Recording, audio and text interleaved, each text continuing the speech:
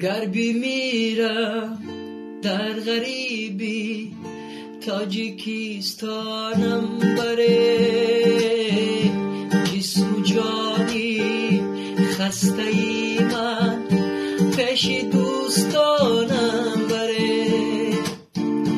گر میرم در غریبی تاجیکستانم بره، جسم و جانی خسته ای من پیش دوستانم بره.